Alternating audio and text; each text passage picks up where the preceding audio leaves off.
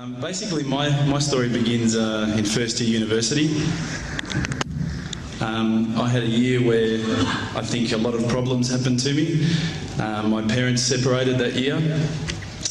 My dog died. That was a particularly tough day. Subhanallah.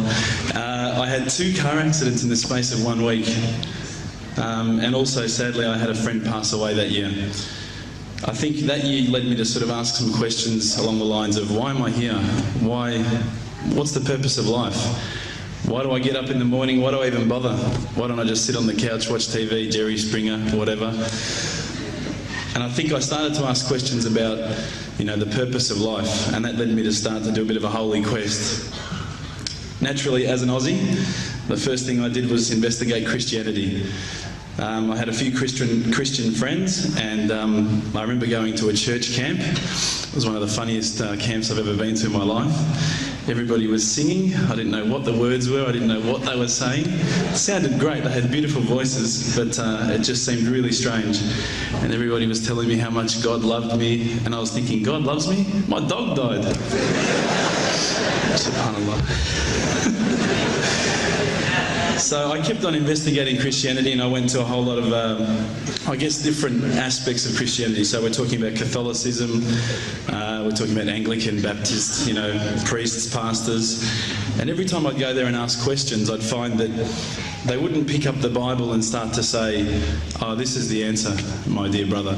They would just start answering me. They would just answer from their own opinions. And I started to realise that there was a lot of interpretations of Christianity, and a lot of people had their own interpretations, and one priest from one church was believing one particular aspect of Christianity whilst another was proclaiming another. So I started to think to myself, the Bible is one text, but there seems to be so many different interpretations, and it was confusing. At the time, while I was in first year university, I was also working in a service station, one of my part-time jobs. And one of my colleagues was a Hindu, was an Indian Hindu.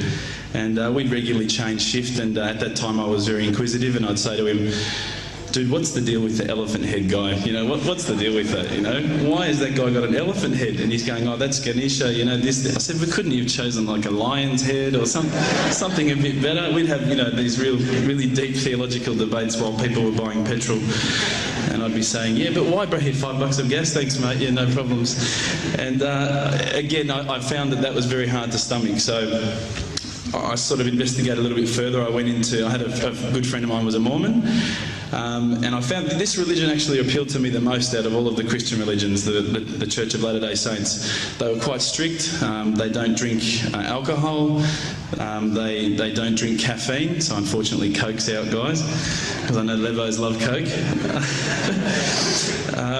But again, there was that leap of faith I felt that I had to make to embrace this religion. And I found that, I wasn't just into making a leap of faith, I wanted proof. I also investigated Judaism, would you believe? And my original name before Abu Bakr is Reuben. So if you've probably seen all the movies, you've seen Reubenstein. At the end, they probably thought I was Jewish, so they thought, oh, this guy's, one of us. But again, I just didn't find what I was looking for. Lastly, I probably looked into Buddhism, and I found that this was probably the religion that I was going to choose. I thought, look, this is great. There's so much. People at peace here. They seem to be really switched on, and they seem to be living one with the world, and that's what really appealed to me. But the more and more I looked into it, I guess I realised that it wasn't a religion of God. It was just a nice way to live. One of my friends, one of my close friends, who's a Christian, would you believe, said, tell me the religions that you've investigated. So I went through them. I said, Judaism, Christianity, Catholicism, Buddhism, Hinduism, da-da-da-da. He goes, what about Islam? I go, Islam? I go, they're terrorists. I'm not going to investigate that religion. They're crazy. Why would I even look at that religion? But lo and behold, I found myself walking into a mosque one day. This was my eternal quest. So I walked straight in, shoes on, straight across the prayer rug. There was a brother praying. I walked straight in front of him. As he went to go into sujood, I almost stepped on his head. Subhanallah, I didn't have any clue what I was doing.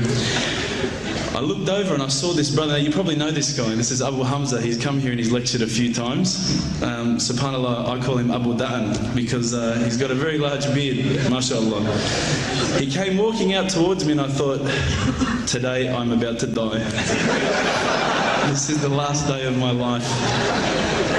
I'm a dead man. I'm a white boy in Lebland. What am I going to do here? I'm dead.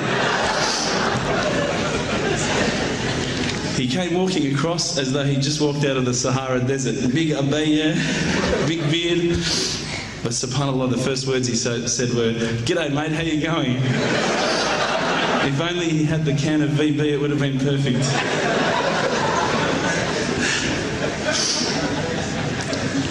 SubhanAllah, I was very taken aback by his welcoming nature. As Aussies, I guess now, I don't want to offend any Australians here, but my upbringing is from a country upbringing. My parents raised me as an atheist. They were raised as Christians. They were dragged along to church every Sunday, and they hated every minute of it. So as soon as we were born, they drummed it into our heads that when you die, you're worm food. That's it. There's no afterlife. There's no God. It's all rubbish. So I was raised as an atheist. So when I walked across and I saw Abu Hamza and he was talking to me in a very polite fashion, which I was very thankful for because I was sure I'd seen him on the 5 o'clock news hijacking a plane the day before. Now, Aussies are hospitable, don't get me wrong, but Lebos are the most hospitable people I've ever come across. And as the brother Hamza was saying, these brothers were making me cups of tea, you know, and I honestly needed to keep going to the toilet every 5 minutes. They just kept putting tea in front of me, biscuits. I'd never seen anything like it. And I think to some degree I kept coming back for the biscuits, but also for the religion. So when I sat down with these brothers, I actually started asking questions. I asked all the questions that I've asked of the priests, of the pastors, of my friends. And subhanAllah, the thing that really struck me is that every time I asked the question, they wouldn't just answer. They would pick up a Quran and they would say, "Read this, bro, read this." And there was the answer, every single time. And I would ask another question, you know the hard questions, not the easy questions. Why do women have to wear the scarf? Why the hijab? How come I can have 4 wives and she can't have 4 husbands? You know, I wanted to know all the tough questions, which is the first questions I guess you ask when you come across Islam. But lo and behold, they kept on answering the questions with the Quran, not from their own opinion. And I got frustrated with this. And I actually said to one of the brothers, because by this stage I think I'd been going there for about a couple of weeks, there was always a few brothers there when I went. And I said to one of the brothers, I said, you know, what's your opinion on the matter? Why won't you give me your opinion? And one of the brothers turned to me one day and said, how can I have an opinion when this is the word of God? SubhanAllah, I remember that really hit me. So I asked them if I could take a Quran home, and I didn't say I was going to use it to chalk up the couch or anything like that. I said I was going to respect the book, so I took it home, I started reading it. What I found was, while reading it, it wasn't as though I was reading a story, it was as though I was reading someone commanding me, you know, someone giving me guidance. And one night I decided to really try and get the spiritual mood happening, and I'm sure probably some of you have heard this story before, so I apologise. I'd lit a candle, I had the window open, I had the curtains drawn, you know, I was trying to get that really spiritual feeling. It was a nice summer night in Melbourne, as summer as it can get in Melbourne, and I was sitting there thinking, this is it, you know, this is the night. I'd been, you know, investigating all the spiritual proofs, all the scientific proofs about the fact that the mountains are the pegs, about, you know, how the embryo develops inside, you know, the woman, all these amazing proofs, but I still needed that little push. It's like I was on the edge of a cliff, I was ready to jump, I just needed a push. So I was sitting there, it was very quiet. I was reading Quran, I stopped. I said, Allah, this is my moment. This is the time I'm about to jump into Islam. All I need is just a sign. Just a little sign, nothing huge, maybe a bolt of lightning. You know, maybe half the house could fall down or something, you know, just small. It's small for you, man. You created the earth, come on. So I sat there. I was waiting for the candle to start lighting up to 4 metres high like in the movies. And I go, okay, go. And subhanAllah, nothing, absolutely nothing happened. I was really disappointed, to be honest. So I sat there and I said, Allah, this is your chance. I'm here. I'm not going nowhere. I'll give you another chance. Okay, maybe you're busy. You know, I know it's daytime over the other side of the world. There's a whole lot of stuff going on. Maybe this time it could just be like a car backfiring. You know, something small. All right, the half the house, the candle. Let's forget that. A bird could fart outside. I don't care. Just anything. So I said, okay, go. And subhanAllah, absolutely nothing happened. And I mean, I couldn't have even said, oh, that was it. That creep just then in the wall, that was it. Absolutely nothing happened. I was really disappointed. I was gutted. I was sitting there thinking, this is it, you know, this was my last chance, Islam, and I haven't found it. I pulled back the Quran, I turned back to where I was reading. SubhanAllah, the very next verse on the next page, for those of you who ask for signs, have we not shown you enough already? Look around you, look at the stars, look at the sun, look at water. These are the signs for the people of knowledge. SubhanAllah.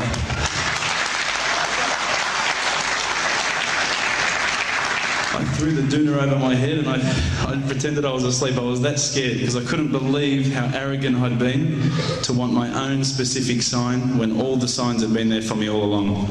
The fact that we have this world, the fact that there is this creation, these are the signs for all of us. The next day I decided this is it, I'm becoming a Muslim. I'd been investigating Islam now for probably about 6 months, to be honest. I went in and I said to myself, this is it, I'm going to make shahada. I had no idea what I had to say, I had no idea what the words were. It was probably close to Isha prayer, so it would have been, 7, 8 o'clock at night. I went in and I couldn't believe it. There was about 1,000 people at the mosque. I thought, subhanAllah, look at this religion. Look at how strong they are. It was the first night of Ramadan.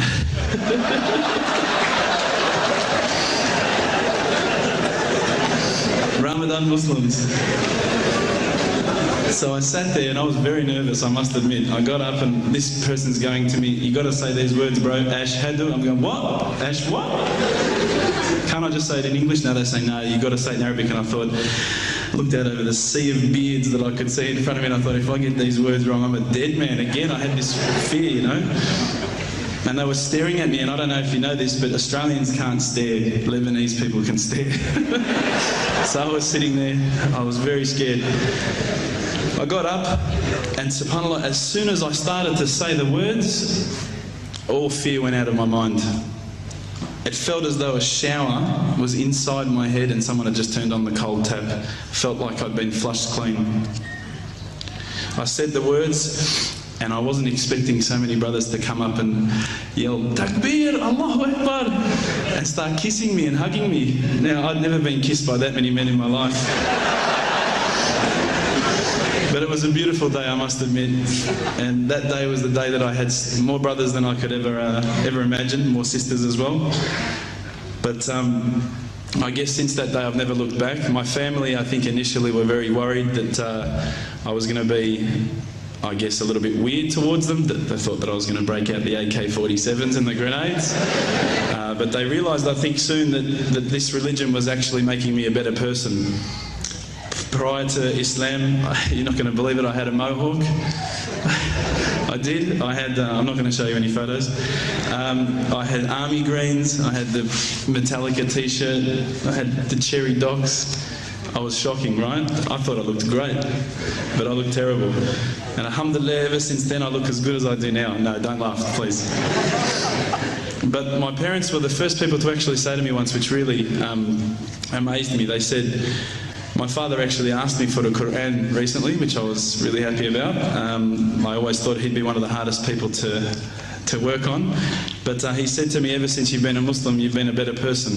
You're more reliable. I can count on you to come and pick me up if my car breaks down. Whereas before I go, Dad, I was drinking last night. I don't know if it's still out of my system. तो जी ये आपने अबू बकर भाई की मुकम्मल कहानी सुनी, किस तरीके से किन मुश्किलात से गुज़र कर ये इस्लाम की रोशनी तक पहुँचे और इन्होंने दीन इस्लाम कबूल किया। इनकी वीडियो अब भी यूट्यूब पर इंग्लिश के अंदर मौजूद है, हल्का सा थोड़ा सा तर्जमा करके आपके सामने पेश किया है। यकीन करें जो इंग्लिश के अंदर वीडियो है, असल इनकी वीडियो है اس کے کو لاکھوں لوگوں نے دیکھا اور نیچے ہزاروں لوگوں کے کمنٹ تھے کہ اس ویڈیو کو دیکھ کر ہم نے بھی اسلام قبول کر لیا، ہم نے بھی اسلام قبول کر لیا۔